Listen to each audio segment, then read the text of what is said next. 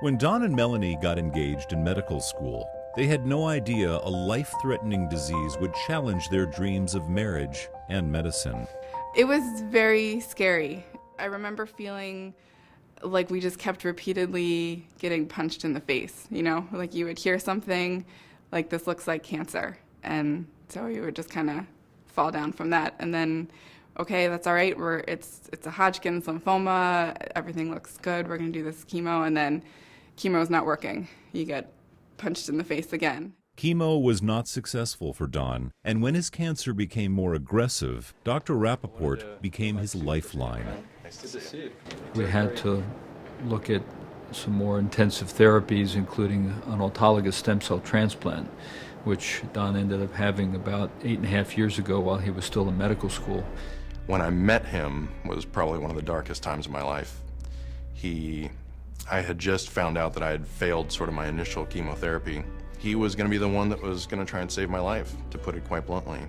We were going to give him 1,000% of our effort, and that we were going to do all that we could to ensure that this treatment or another treatment would be successful. Dr. Parker, Associate Dean of Student Affairs, is always the first stop for med school students in crisis. If anyone can change the world, she can. He was always very clear that he wanted to stay, wanted to finish with his class, just very strong, mature, focused, and never wavered. So when he didn't waver, I didn't waver, and it became my job to support him in finishing medical school the way he wanted to finish medical school. I don't think there are too many Donna Parkers out there. Maybe I'm wrong, maybe that's a slightly dark view of humanity, but I feel like she's very special to this place. She certainly is to me. For Dr. Rappaport, saving the lives of patients with existing medicine isn't enough.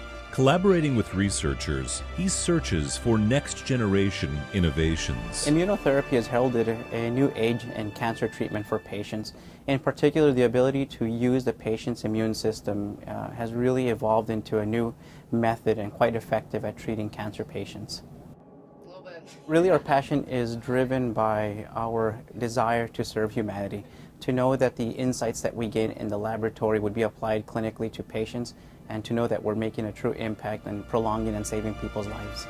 With the unrelenting support of University of Maryland School of Medicine doctors and faculty, a very committed student survives both medical school and cancer. I graduated on time because of who was willing to work with me here at the School of Medicine to make that happen. So it's very blessed. That was amazing to see him graduate on time, and the two of us going to the same residency together. We were in the clear from everything, you know. That was just so freeing. That was one of the best months of my lives. Don had accomplished what he wanted to do, which was to stick with medical school and figure out how to be a patient and a medical student at the same time. As for Don, his gratitude to Dr. Parker and Dr. Rappaport will be forever. So I owe him a lot. And I very much admire him for what he did for me. All these years later, I wouldn't have a family and kids